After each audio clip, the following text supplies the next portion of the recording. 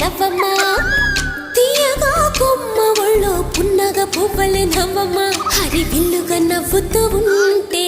ఎండలో వెన్నెల కాయదా చిరు చల్లుగా నవ్వుతూ ఉంటే కొండైన భాగల్లే పొంగదా నూను మెత్తగా నవ్వుతూ ఉంటే ముల్లైన పువ్వలే తాకదా తొలి పొద్దుగా నవ్వుతూ ఉంటే రాయైన రత్నంగా మారదా